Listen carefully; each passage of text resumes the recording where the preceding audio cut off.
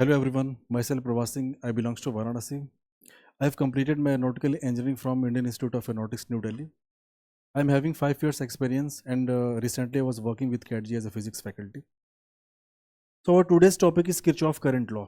Kirchhoff ने कुछ laws दिए थे, एक Kirchhoff current law दिया था, फिर Kirchhoff voltage law दिया था.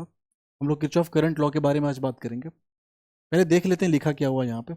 According to this law, at a junction in a circuit, total sum of all outgoing current in all branches at that junction is 0. सबसे पहले तो कुछ ब्रांचेस बनाए जाए सर्किट की. सर्किट का ये कोई रजिस्टर है, इसको हमने मान लिया लेटर सपोज R1. यहाँ से एक ब्रांच यहाँ पे निकल गई है इस तरफ, ये हो गया R2. एक ब्रांच यहाँ पे, ये आपका हो गया R3. करंट इसमें I1 amount of current enter कर रही है. करंट जैसे ही जंक्शन पे पहुंची, देखो जंक्शन का मतलब ये होता है जहाँ से कई सारे सर्किट की ब्रांचेस निकली हो.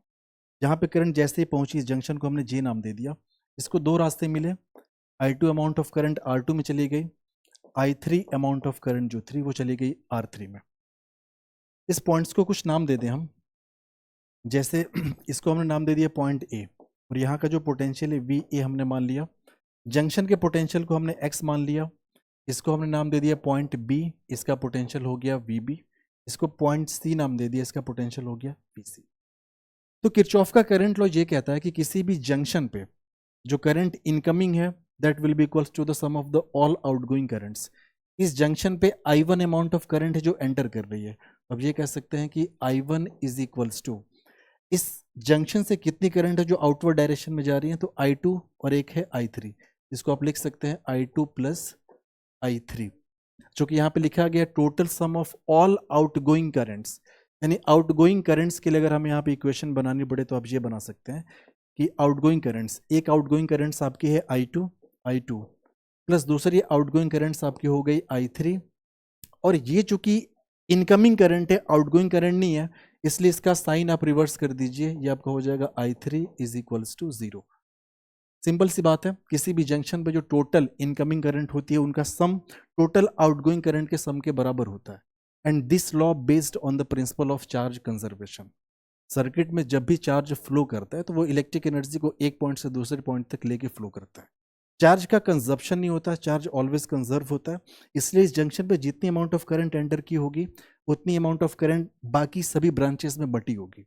इसको थोड़ा और डिटेल में देखा जाए. नेक्स्ट शीट पे आप देख सकते हैं पूरी कहानी वही है. ये जंक्शन था, इसके पोटेंशियल को हमने X मान लिया. ये आपका पोटेंशियल यहाँ का VA, इसमें I1 अमाउंट ऑफ करंट है, इसमें I2 अमाउंट ऑफ करंट है. इसका पोटेंशियल हमने VB माना था, इसका पोटेंशियल हमने VC माना, और इसमें करंट फ्लो हो रही है I3. ठीक है, सिंपल सी इक्वेशन अपनी जो हमने देखी थी कुछ देर पहले. हमने देखा था कि I1 is equals to I2 plus I3, यानी जो इनकमिंग करंट है, incoming current is equals to I2 plus I3 जो कि आउटगोइंग करंट के बराबर है. पर यहाँ पे और भी करंट एंटर करती है, जैसे मान लो I4 यहाँ पे एंटर करती, तो I1 plus I4 is equals to I2 plus I3 यहाँ पे लिखना पड़ता है, लेकिन सिर्फ एक ही करंट है. अब I1 को हम क्या लिख सकते हैं, I1 चूंकि R1 रेजिस्टर में फ्लो कर रही है तो current is equals to voltage difference across R1 divide by resistance. यहाँ का वोल्टेज VA, यहाँ का वोल्टेज X, तो वोल्टेज डिफरेंस हो जाएगा VA minus X divided by इसका रेजिस्टेंस आपका हो गया R1. ठीक है,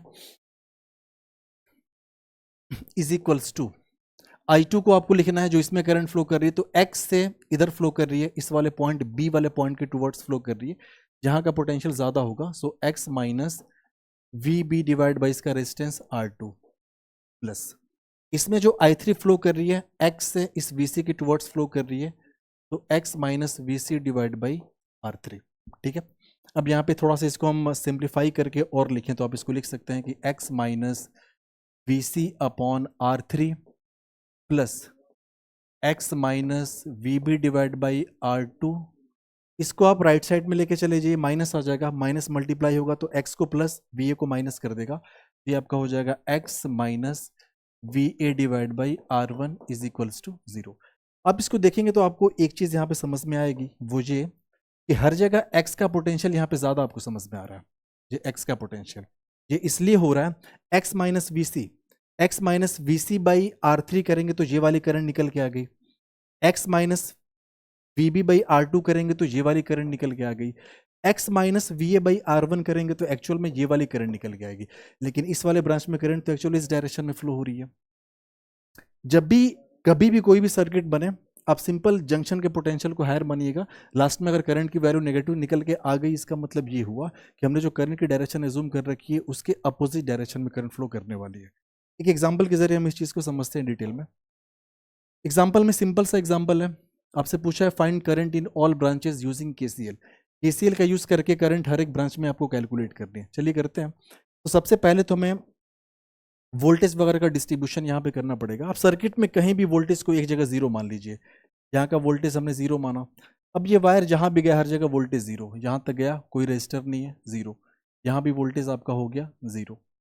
ये अगर जीरो तो ऑब्वियस सी बात है 20 वोल्ट की अगर बैटरी है तो इधर का वोल्टेज कितना होना पड़ेगा 20, क्योंकि वोल्टेज डिफरेंस 20 होना चाहिए दोनों टर्मिनल्स के एंड का। तो यहाँ का जीरो तो यहाँ का 20, 20 माइनस जीरो इक्वल्स टू 20, फिर यहाँ का वोल्टेज भी आपका हो गया 20। दूसरा काम, आपको एक जंक्शन यहाँ पे ढूंढना है पूरे सर्किट में। जंक्शन जब आपने ढूंढा तो आपको एक मिला यहाँ पे, जहाँ से 3 ब्रांचेस निकली हैं, एक इधर एक इधर एक इधर। इसके जंक्शन, इसके पोटेंशियल को हमने मान लिया x, इसके पोटेंशियल को हमने x मान लिया, और हमने माना कि यहीं से हर तरफ करंट निकल के जा रही है। एक्चुअल में क्या हो रहा है उससे हमें कोई फर्क नहीं पड़ता। हमने मान लिया कि सारी आउटगोइंग करंट जो है इस जंक्शन से बाहर की तरफ हर एक ब्रांच में जा रही है। अब इसके लिए इक्वेशन हमें लिखनी है। तो अब बोलोगे एक तो करंट इधर जा रही, इस वाली करंट को हमने मान लिया I1, इधर वाली करंट को हमने मान लिया I2, इधर जो जा रही है हमने मान लिया इसको I3। तो अब आउटगोइंग करंट के लिए आप इक्वेशन लिखेंगे, सम ऑफ ऑल जो आउटगोइंग करंट है वो इज इक्वल्स टू जीरो। तो ये वाली जो आउटगोइंग करंट है इसको आप लिखिए तो x minus zero by three, ये आपका हो जाएगा x बाई थ्री, प्लस ये वाली जो आउटगोइंग करंट जो 6 ओम में जा रही है ये आपका हो जाएगा x माइनस सिक्स, यानी इसके क्रॉस का वोल्टेज डिफरेंस, तो यहाँ का x यहाँ का जीरो, तो x minus zero by six यानी x बाई सिक्स। यहाँ का तो x माइनस 20 माइनस आप x नहीं करेंगे क्योंकि आउटगोइंग करंट के लिए इक्वेशन बना रहे हैं, तो x माइनस 20 करना पड़ेगा। ये आपका हो गया plus x minus 20 divide by, ये आपका हो गया 4 इज इक्वल्स टू 0। इसको एलसीएम लेके सिंप्लीफाई कर लेते हैं। एलसीएम इसका हो गया 12, आपका 3 4 12, this is 4x plus 2x plus ये आपका हो गया 4 3 12, ये आपका हो गया 3x minus 60 is equals to 0।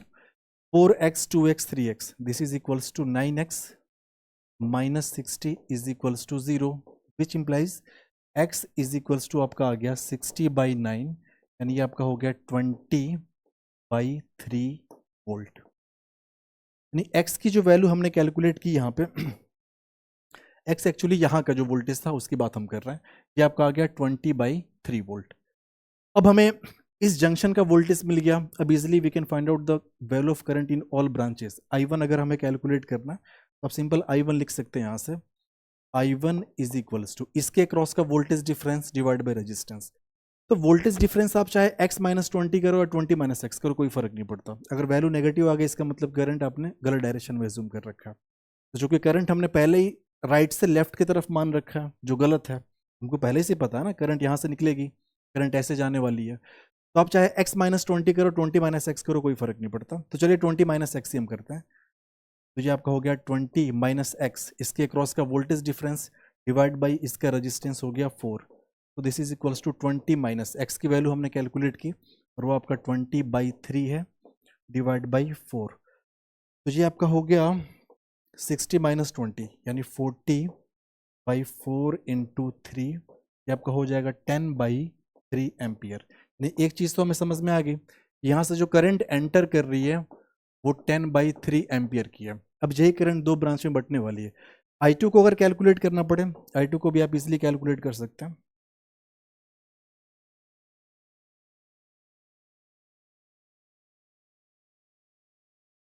अगर I2 कैलकुलेट करना है तो I2 will be equals to आपका हो जाएगा वोल्टेज डिफरेंस इसके क्रॉस, तो यहाँ का x यहाँ का 0, यानी x डिवाइड बाई 3। x की वैल्यू कितनी हमने कैलकुलेट की 20 बाई 3, तो 20 बाई 3 इंटू ये आपका पहले से ही है, ये पहले से ही 3 है, तो ये आपका हो गया 20 divide by 9, 20 divide by 9 ampere. ये आपका हो गया I2 की वैल्यू। I3 पे आप इजीली कैलकुलेट कर सकते हैं, I3 is equals to G x minus zero, इसके क्रॉस का वोल्टेज डिफरेंस 6 ओम के क्रॉस का, तो ये आपका हो गया x माइनस जीरो यानी x डिवाइड बाई 6। x की वैल्यू हमने 20/3 कैलकुलेट कर रखी है और ये हो गया 6। तो आप जहाँ पे इसको कट करिए तो 3 और 2 10 जा 20, तो ये आपका हो गया 10/3 एम्पियर। तो एक चीज़ यहाँ पे समझ में आ गई, तीनों की तीनों करंट्स हम यहाँ पे कैलकुलेट कर चुके हैं। जो I1 थी, I1 हमने कैलकुलेट किया 10/3 एम्पियर,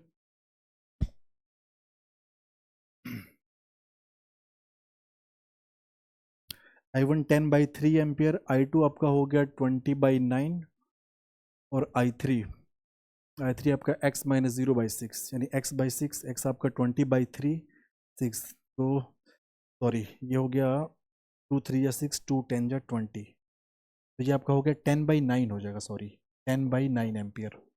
तो तीनों करंट हमने यहाँ पे कैलकुलेट कर रखी हैं। अब देखेंगे तो आप I1 को जब ऐड करेंगे ना, I1 is equals to I2 plus I3 निकल के आ जाएगा।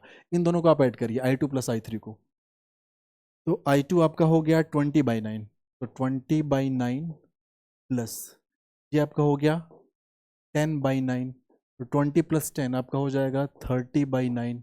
30/9 का मतलब आपका हो गया 10/3। तो आप देख सकते हैं कि 10/3 टोटल करंट थी हमारी I1, ये I1 इक्वल्स टू 10/3 एम्पियर थी। और यही जो करंट है दो पार्ट में बटी है, एक तो चली गई I2 में और दूसरी आपकी चली गई ये I3। तो जब I2 और I3 को जोड़ा जाएगा तो फिर से आपकी वही करंट निकल के आ जाएगी 10/3 एम्पियर। तो किरचॉफ करंट लॉ का यूज़ करके आप सिंपल किसी भी जंक्शन का आप पोटेंशियल कैलकुलेट कर सकते हैं, उसके बाद हर एक ब्रांच में आप करंट वगैरह कैलकुलेट कर सकते हैं। तो फिलहाल किरचॉफ करंट लॉ के बारे में बस इतना है। Thank you.